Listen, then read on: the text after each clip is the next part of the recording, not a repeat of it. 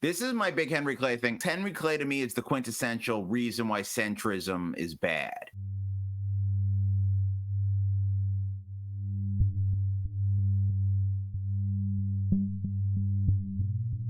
In the annals of time, riding social forces as they crest and crash onto the shores of history, some would-be heroes stumble but manage to recover their breath. Others are reduced to the flotsam and jetsam of nostalgia. These others are our subjects. They are the vanquished, vanquished, vanquished, vanquished.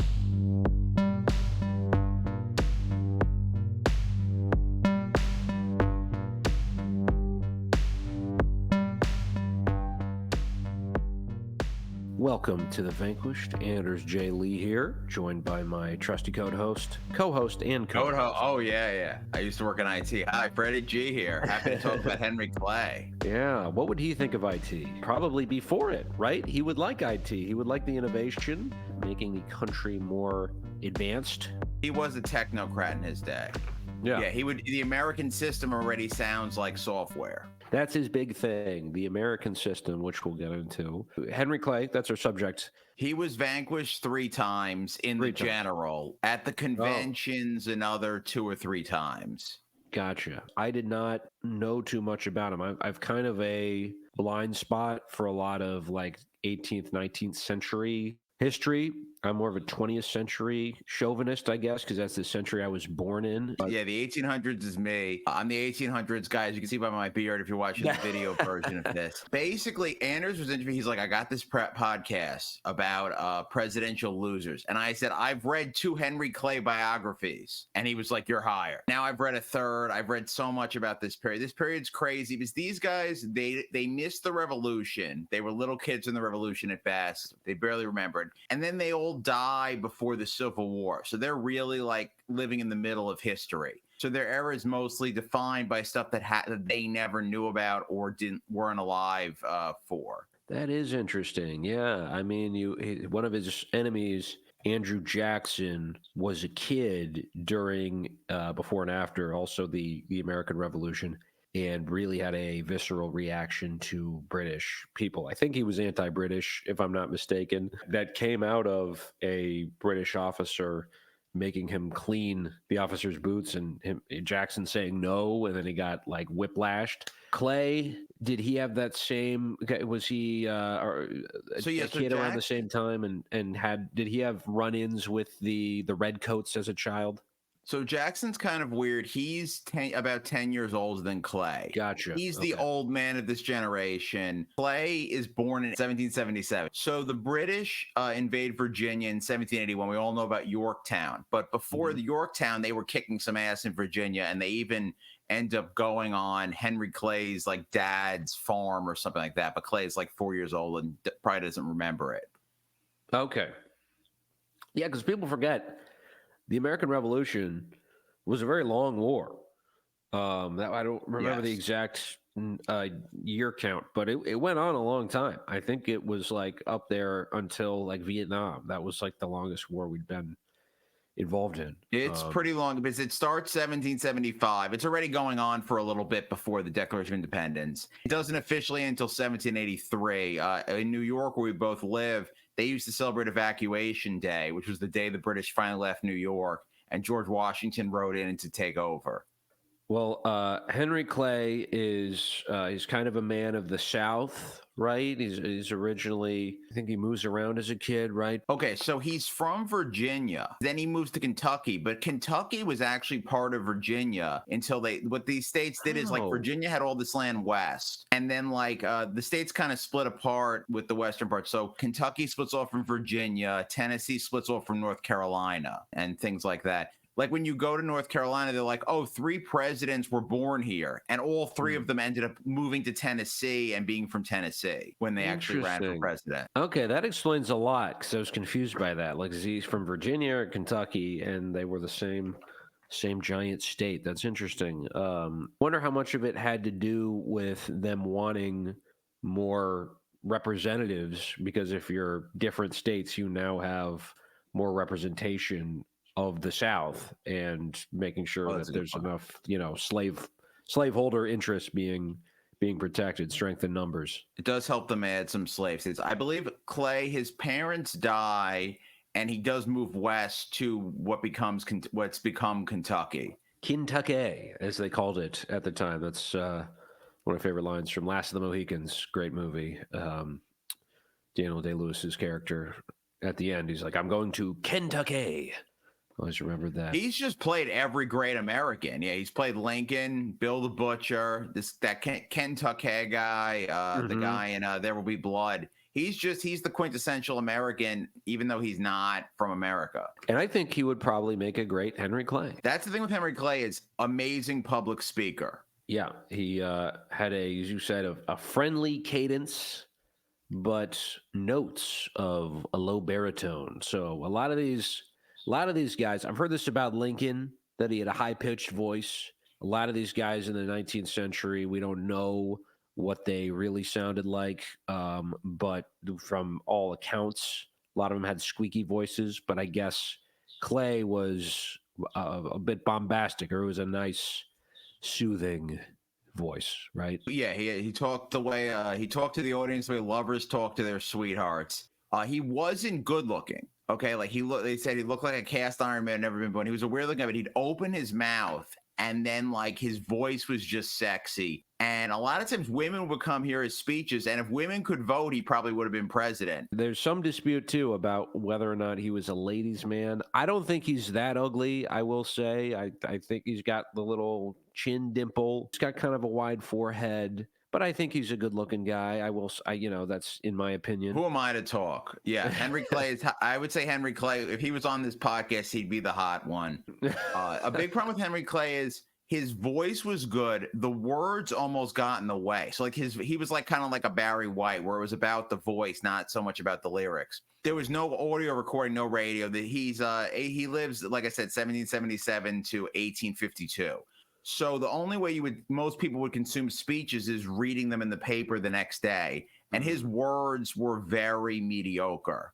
But for a time, I believe more Americans had heard him speak than any other individual. Oh, absolutely. But you're still not going to reach everybody. And yeah, it's not the same experience as in the newspaper as it is seeing it in person. And that's also true of William Jennings Bryan, another great speaker. Yeah, he's the William Jennings Bryan of his day. So yeah, Jackson's not giving speeches. Jackson's a tough guy. He is kind of Henry Clay's rival in this period. He's not a big speaker. He's just like speak softly, carry a big stick, and be a general and all that. And Henry Clay's the big public speaker. And it's actually a problem for Clay because he's talked so much and he's talked about every issue. And people know where he stands. So when he runs for president, he's easy to pick apart. He often becomes kind of like Hillary Clinton in 2016, where like people just know too much about him. And facing an outsider, it's really tough for him to win. And he tends to lose to outsiders. He's got baggage. He once did a speech so charming that people were mesmerized and then forgot to write it down, which sucks for him. Yeah, we'll never get to know what he said. Yeah, and then that might have been the one. Yeah, that might have been the one that was best worded, but yeah, it wasn't there. Maybe that speech would have ended slavery. This is my big Henry Clay thing. Henry Clay to me is the quintessential reason why centrism is bad. Henry Clay was a centrist on slavery. So his position on slavery was he owned slaves. Okay, so he's not, in no way is he good. He's like, I own slaves. I think slavery is bad. Very Thomas Jefferson. What I think we should do is gradually buy all the slaves from their owners. And then, of course, we can't, according to him, we can't mix the races. We'll send them all to Africa, and they'll, we don't give them anything. They'll fend for themselves in Africa. And he founded the American Colonization Society, and he was a big part of that. And obviously that plan to today's ears sounds evil, just like centrist positions of today will sound evil in 150 years. Also, everyone knew that was completely impractical. Both the pro-slavery and the abolitionists hated him. There was no way to get it done. It would have been cruel to the African Americans because they would have been in Liberia with no ability to farm, and it would have been a mess. So it was completely impractical, but it sounded so beautiful and centrist that like he could feel like he was a great person.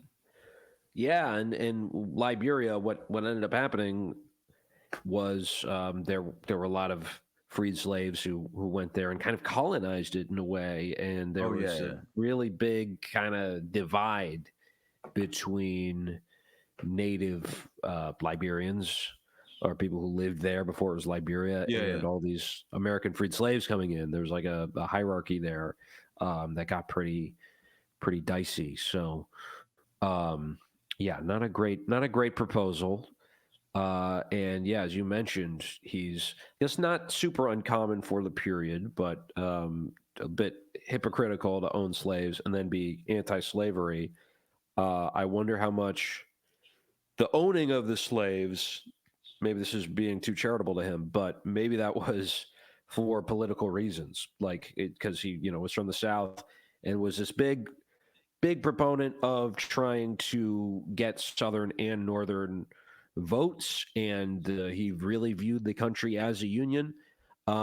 Maybe that was a sop to the South, indicating I'm on your side. I own slaves myself, but I think in theory, if we were to start from scratch, we shouldn't have slaves. But I do have them, so don't worry. I'm not going to take away your slaves tomorrow. I have them too. I like that idea. That's very sweet. The thing is, he it's like, okay, if he owned a slave or two, he'd be like, well, I owned a slave or two just to like say I did. All evil, everything like that. But he was in the top 5% of slave owners. He owns 50 slaves. He's got his plantation called Ashland. Like he's really doing the whole thing. Okay. He's even says something like Moses died before getting to the promised land, but I have a place that's just as good. So he's living that plantation life. He's not just like a guy who like Ulysses S. Grant, I think technically owned a slave for like a day before he manumitted them or something like that. But Clay's a big time slave owner. I don't believe he frees any when he dies either. Yeah, so I mean, it seems like he definitely had a vested interest in that. When he's in the top 5% of slave owners, does that mean of the number of slaves or the amount of income he's generating from slavery? It means like the most slaves. Like owning 50 Oh slaves wow. is a lot. I'm sure there's a lot of small. It's the same kind of wealth gap we have now.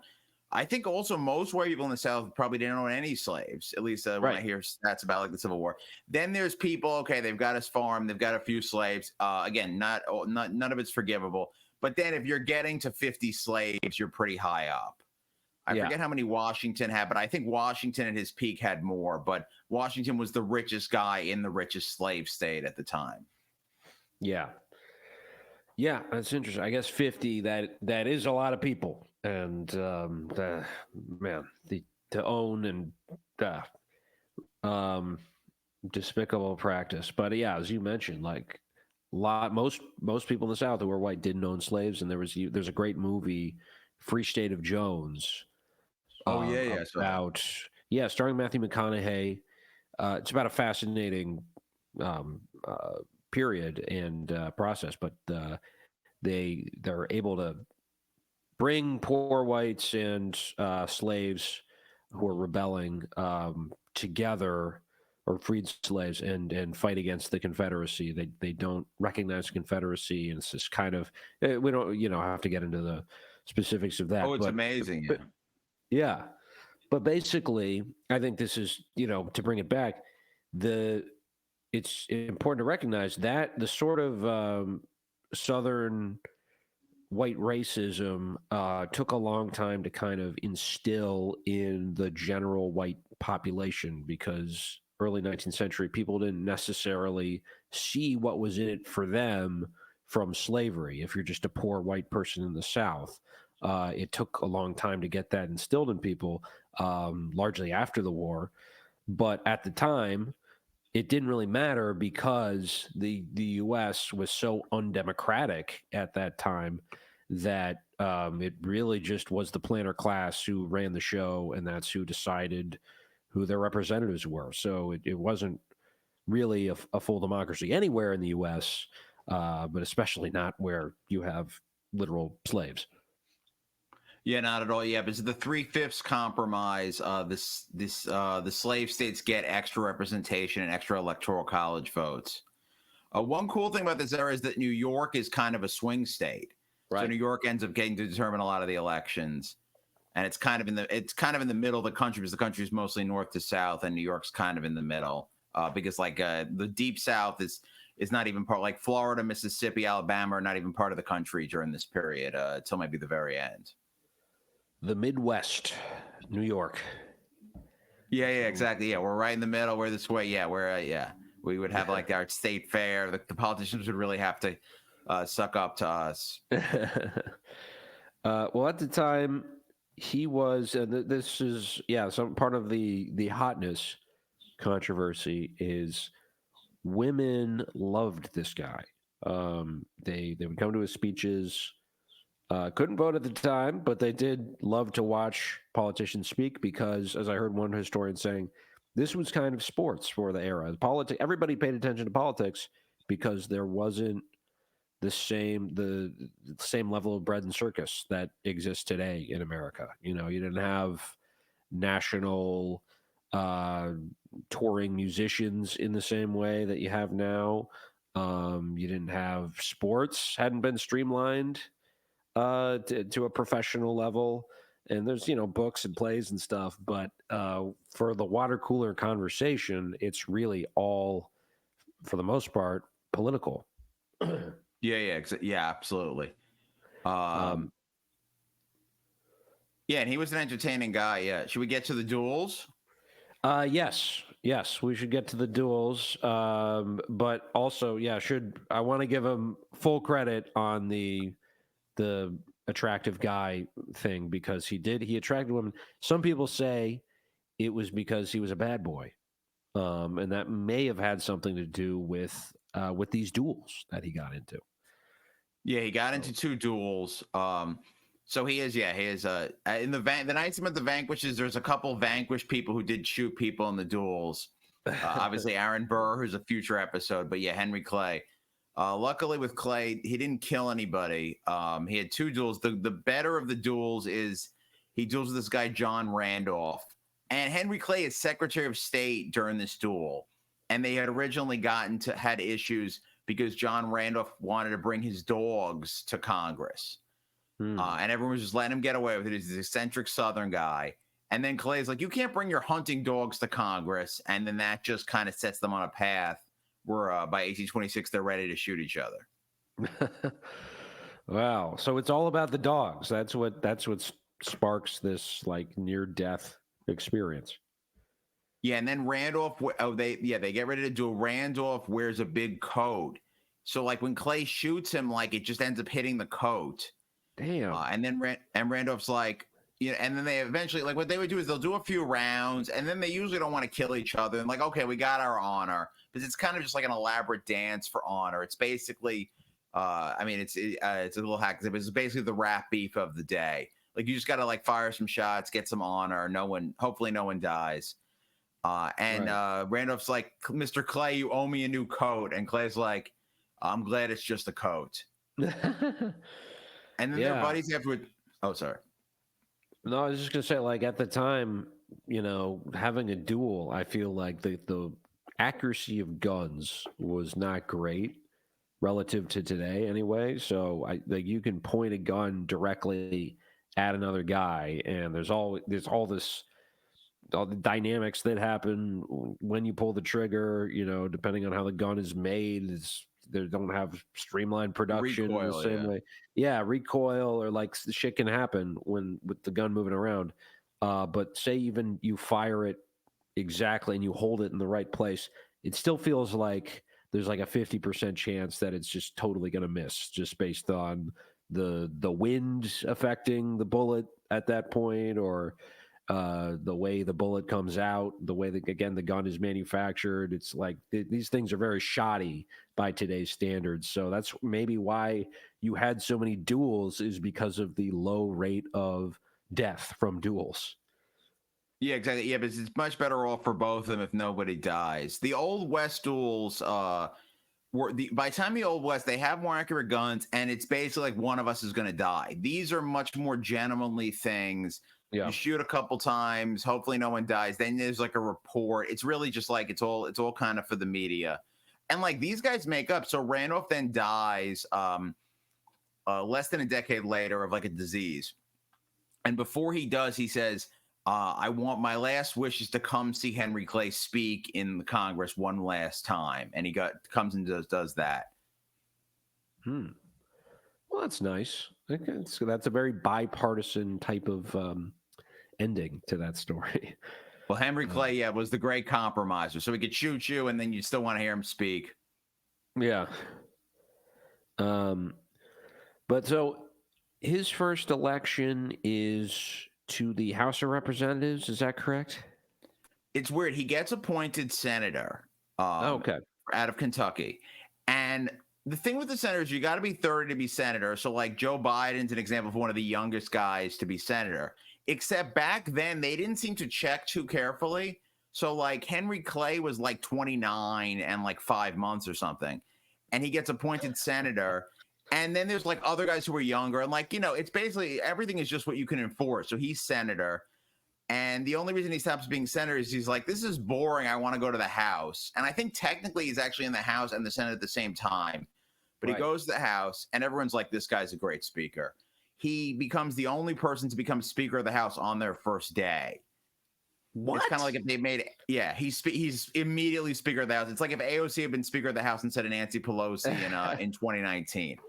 Also, it's not too far off from Mike Johnson, though, because that guy had been in since 2016, which, I guess is a long time. But some of these other people have been there for decades, and they just make him Speaker of the House basically because he doesn't have, unlike Henry Clay, eventually doesn't have a lot of baggage because he's a fresh face, and I guess a similar thing happened with Clay.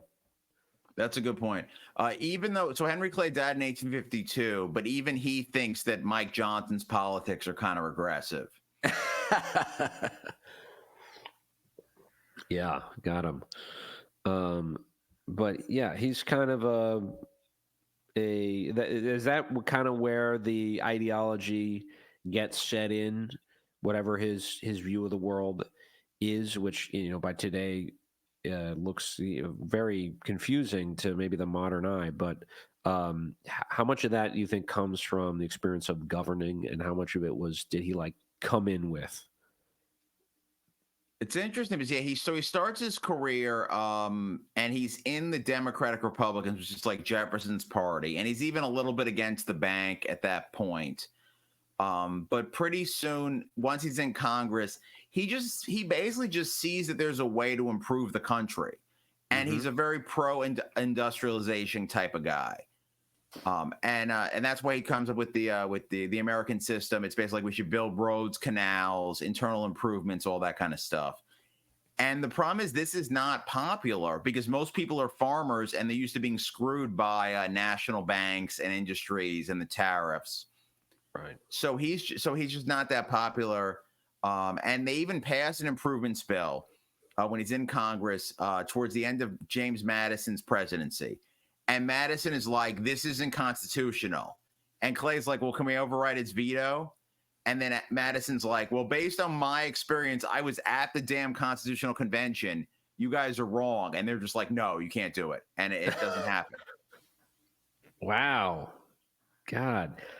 Democratic Republicans, I think that's what No Labels might rebrand as when they run third-party moderate presidential candidate. But yeah, that's it. I mean, the divide in America at this point, there's a big one between slavery and anti-slavery or emancipation, but there's also a big one between modernization and agrarianism in a way, because as you, not that those two things need to be in conflict, but there's a push from what becomes the Republican Party to modernize in industry and government and just improve things, as you said.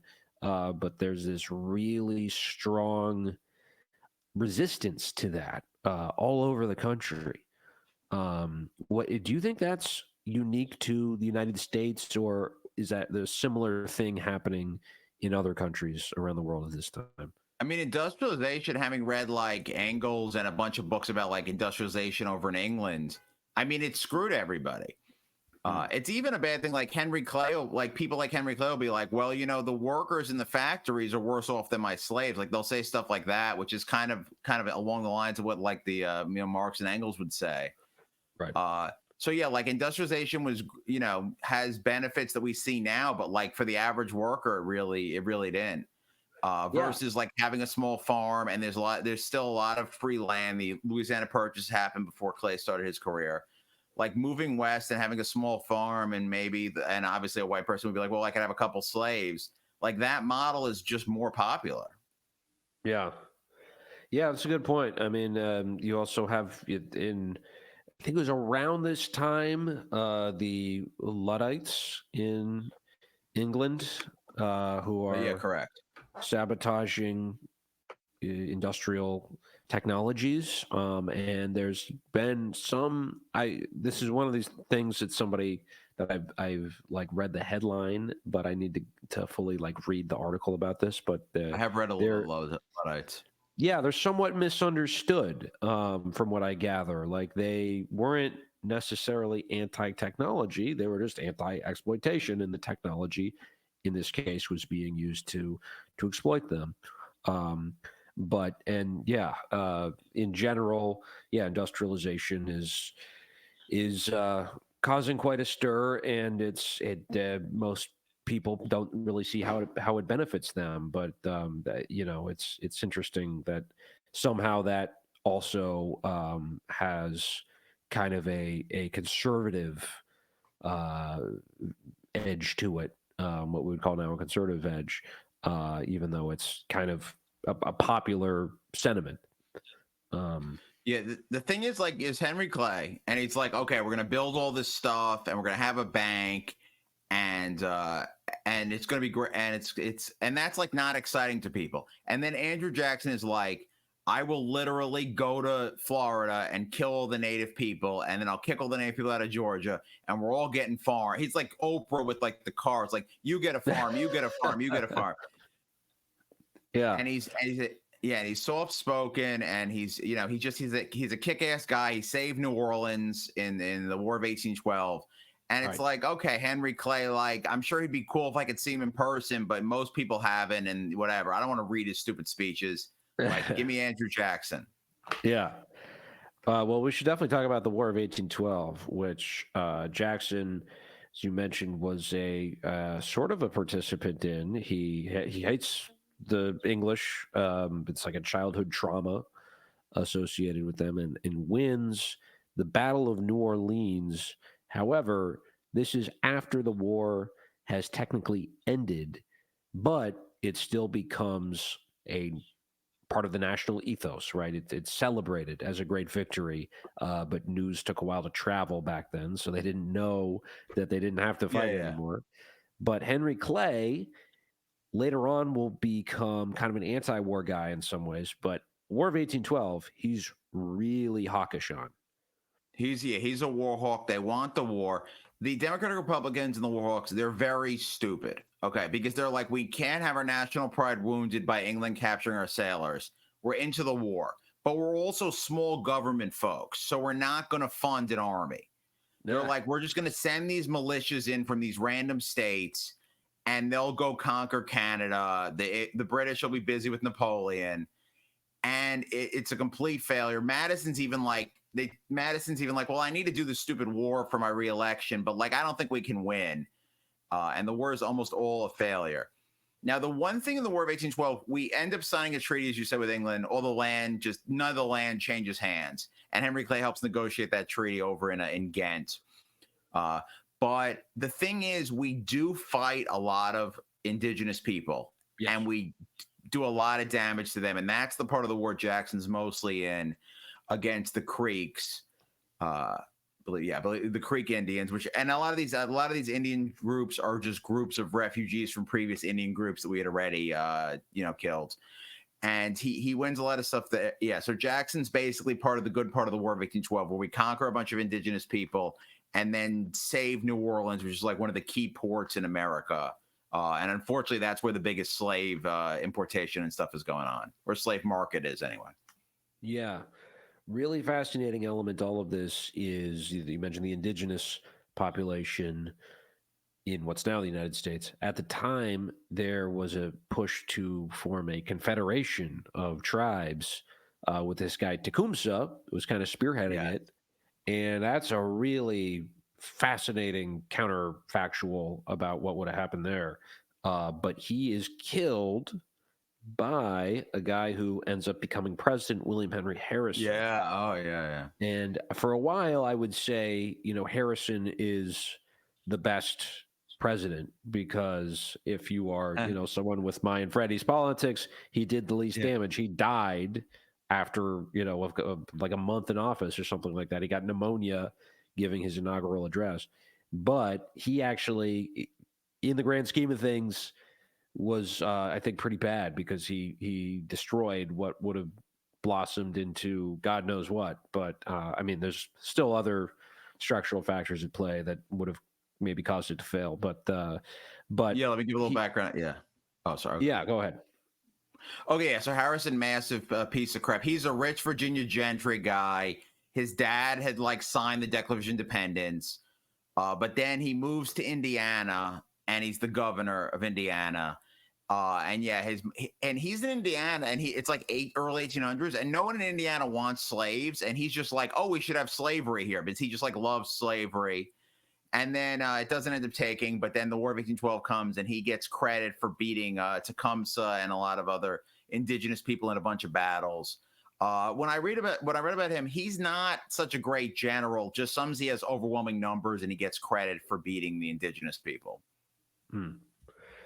Yeah, and then meanwhile, you have Henry Clay, who, like you said, is really gunning for war, but doesn't want to fund the army because America's still new, and I guess, is that because they're like skeptical of like a federalized armed fighting force? Why isn't he more into, if he's like the big modernization development guy, why doesn't he want to develop the military to the point where they could actually win the war that he's proposing? I mean, standing armies are an obstacle to liberty. I think we even kind of see that today. We have a lot of standing army and police force and stuff like that. Also, the South, they want the low tariff. They don't want a high tariff because they're the ones who end up paying it. And there's no income tax at this point, as we had said on the in another episode. But yeah, so they just want the low tariff. They don't want their money going to this stuff, and they like the idea that militias could just be motivated and just kick some ass, even though that's not how war is at this point. I mean, Napoleon's fighting with a lot of amazing standing armies over in Europe.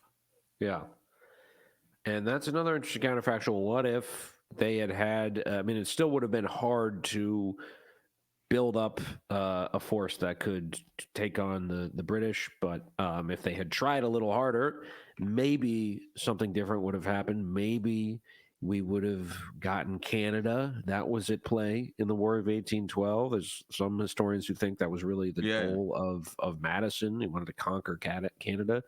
But who knows? It's one of my favorite wars because it's so stupid. The American system, that's Henry Clay's big proposal. When does that sort of get developed, and what is he talking about there? It starts a little bit when he's in Congress, and like I said, Madison vetoes that internal improvement bill.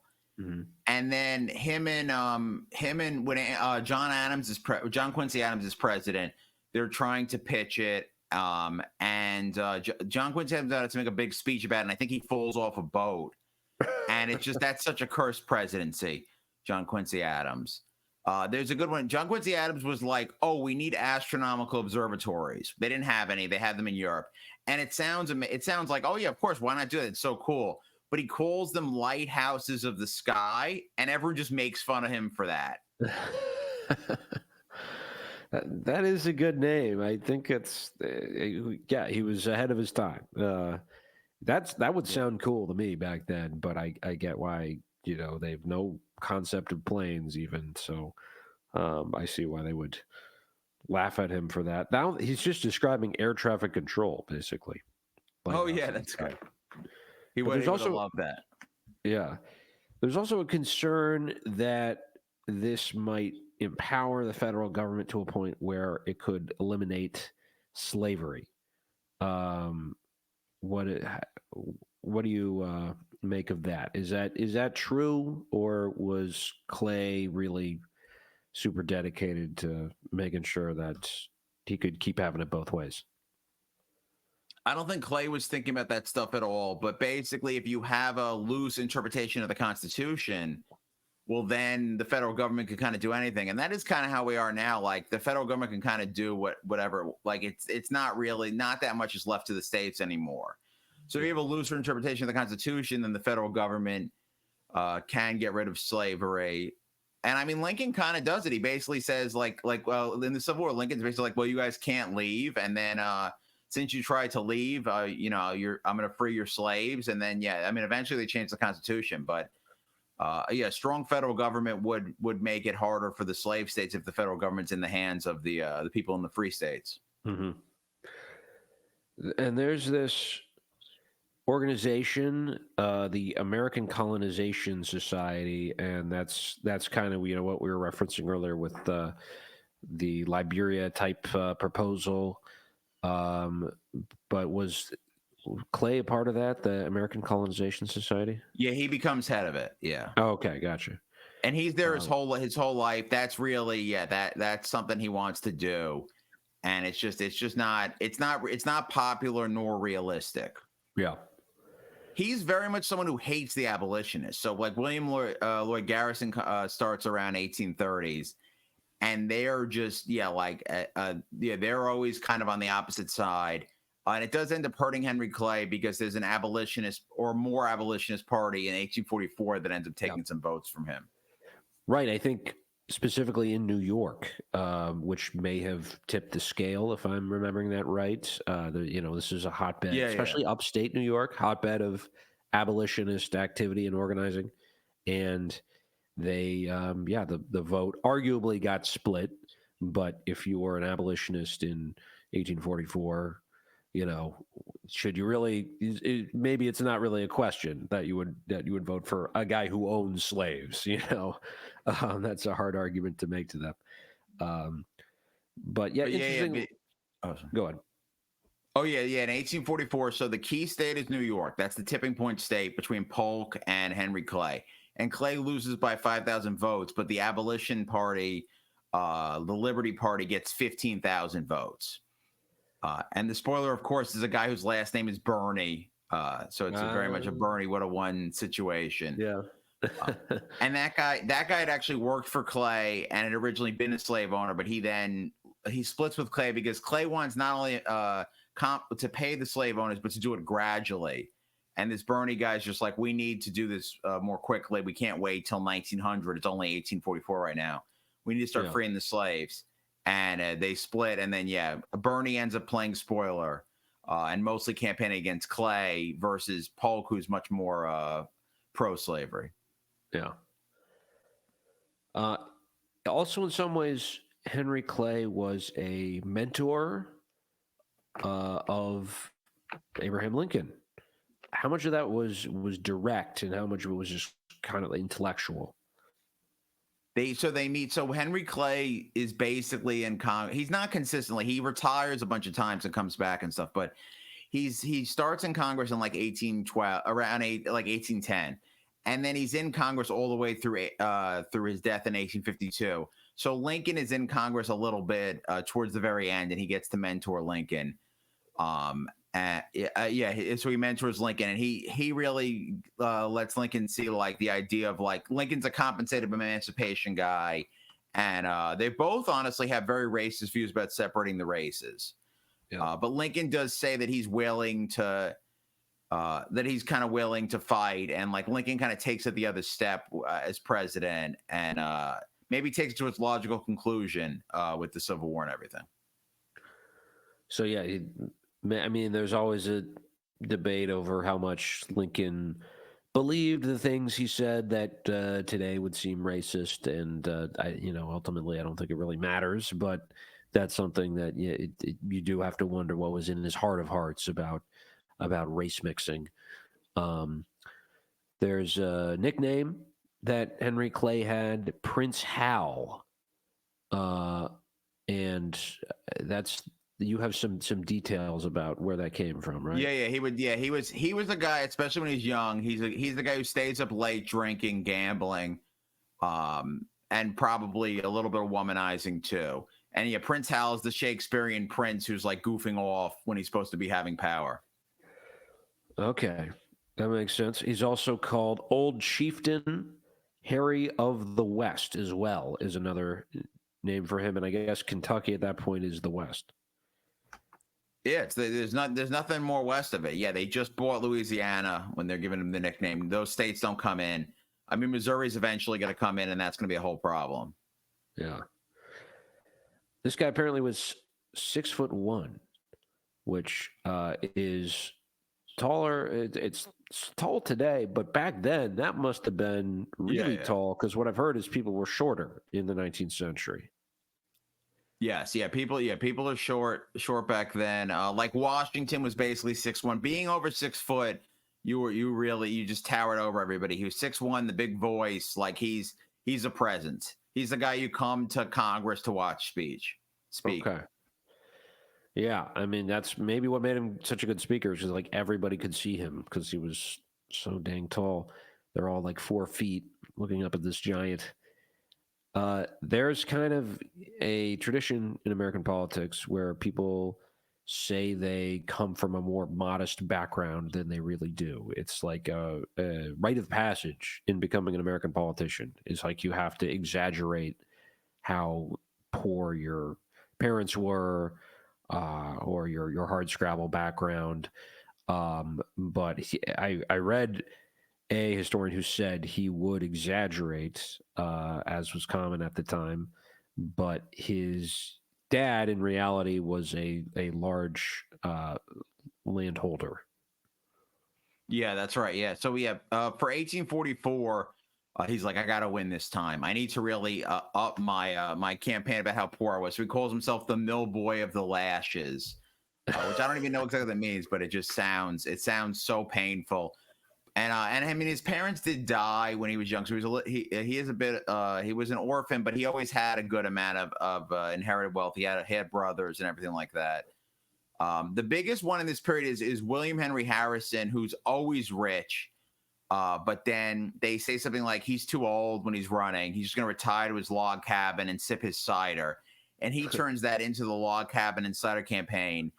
And I think he even like has a log cabin next to his mansion and just pretends like he's from a log cabin. Oh man, I mean, Lincoln worked for him, right? The log cabin thing. Maybe he stole that idea. It's funny, you could get away with this back then because it was, if you want to fact check that, you have to go to the person's hometown. You have to find people. You have to find their addresses. There's no like phone book. There's newspapers, but you'd have to, get access to their archive. You probably have to bribe somebody, and you're spending, late hours looking through, there's I don't even know how they would alphabetize, if they have like a sorting system for like you can't just like punch something in the archive and find the word like that. So you could get away with saying basically anything. Yeah, exactly. Yeah, that is the kind of cool thing with Henry Clay is he starts in the horse and buggy era. So like if you were going from like DC to Kentucky, it would take a few days. But by the time he dies, the telegraph exists. So his death is one of the first deaths people hear about over telegraph. Interesting.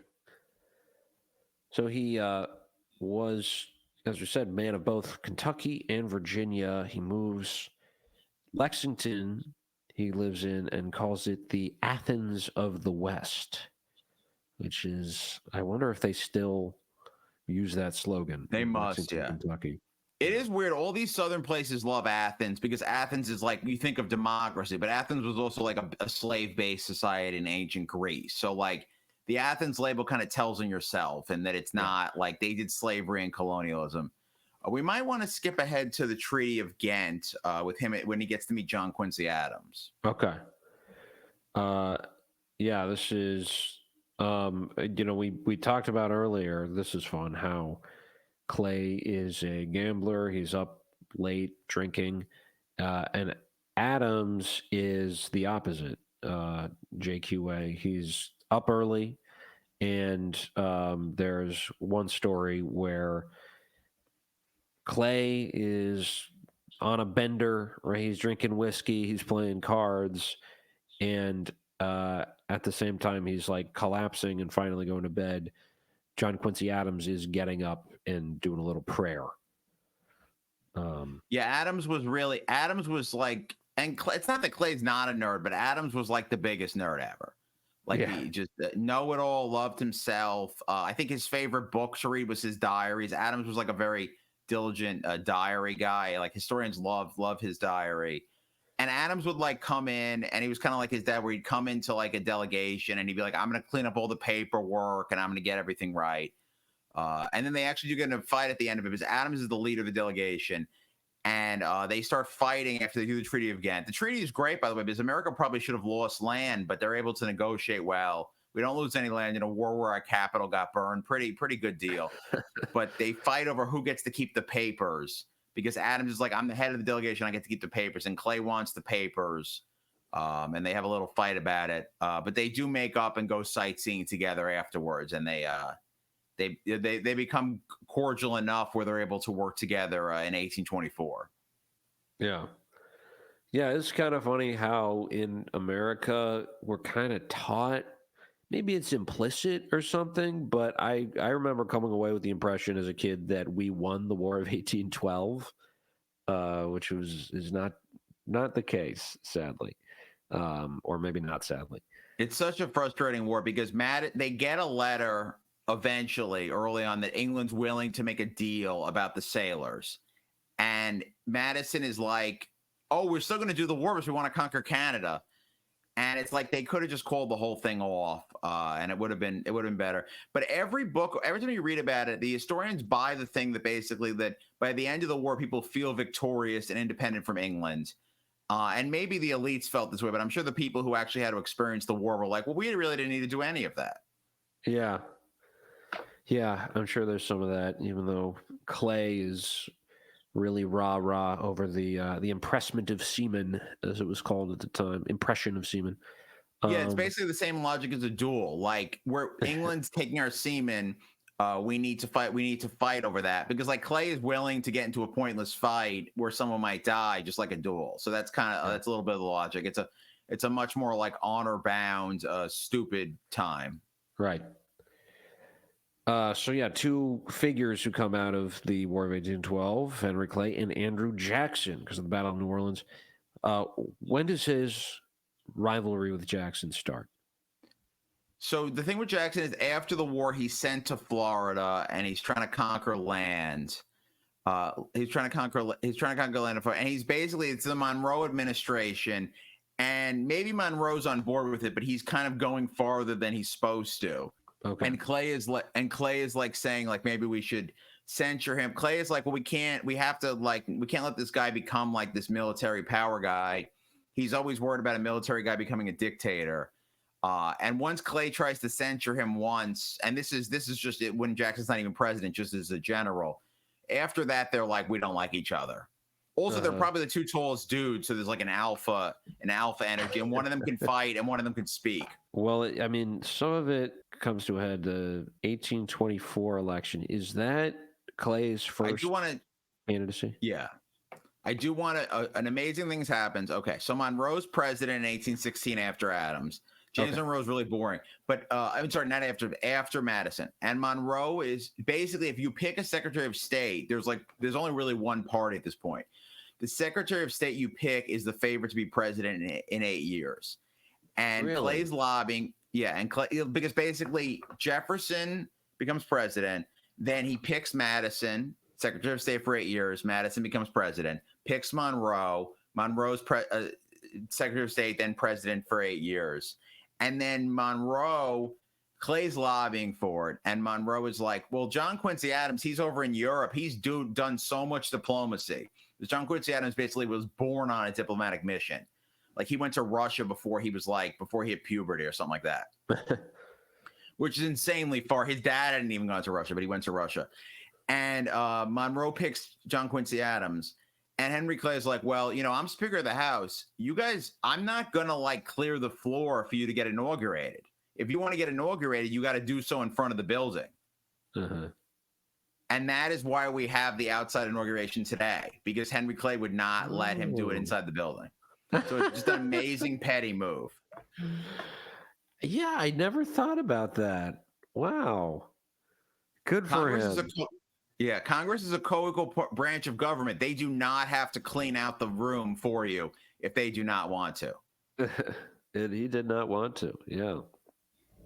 Well, they go up against each other in 24, 200 years ago. And that is, I think, when Adams wins. Oh, excuse me. I'm sorry. I'll give a little overview of 1824. Okay. So basically, the elites, they used to just like get in a room and pick the next person. And the elites are saying, like, let's do Crawford. He's a lot like Jefferson and Monroe and Madison. And John Quincy Adams is at least, he's very qualified. He's a Secretary of State, so he's open to running. Of course, Henry Clay wants to run. And then Andrew Jackson comes into the race. Initially, Clay just thinks, they're just rewarding this old, but he's already old. He's like 56. He's older than all these guys. They're like, this old general, Tennessee nominated him just to be nice. But it turns out like everyone kind of loves Jackson. And the popular people are getting to vote a lot more in 1824. They're actually doing like the popular vote. And people are on board with Jackson, and he kind of ends up becoming kind of a force in the election. And this is essentially decided like through the Democratic Republican, their nominating process, right? Because that's, it's basically like one party at this point. Yeah, and it all breaks down, and they end up with 4 candidates. There's a 5th one named John C. Calhoun, whom we probably will end up doing at some point, the nullification guy. And John C. Calhoun basically says, like, I'll drop out, and whoever wins, I get to be their VP. And it ends up working. And he actually is VP eventually for John Quincy Adams and for Andrew Jackson. And those guys hate each other. Yeah. So he gets to be VP for both the two parties. Good for him, man. But it's interesting. It's not, so they, in the general election, there are like different candidates that people are voting on, all of the same party. So it's not just like the convention. Yeah, exactly. Okay. Yeah. And basically, like, there's 4 candidates, and there's almost no chance that someone's going to get the majority in the Electoral College. So it's going to go to the Congress. And if it goes to the Congress, well, who's Mr. Congress? Henry Clay. So basically, the 2 most popular candidates in the North, it's John Quincy Adams, and in the West and South, it's Jackson. So their supporters are like, let's get Crawford, who's like no threat, but he's like kind of sick and like kind of a loser, whatever. They're like, let's get Crawford in the top 3 so Clay doesn't win. And they end up successfully doing that. There's all kinds of weird stuff, like people miss like a carriage accident, and like lots of weird corruption happens. And Clay ends up barely finishing 4th. So then the top 3 are there, and only the top 3 can win in Congress. So it goes to the House of Representatives. It's really basically the only election to go to the House of Representatives since in the current system. Maybe on the 200-year anniversary, it'll happen again. Thank you for tuning in to this episode of The Vanquished. If you want the full thing, because there is more, please go to patreon.com/The Vanquished, where you can get the rest of this episode as well as our full episode catalog. You can support our work as well as annoy us in the comments.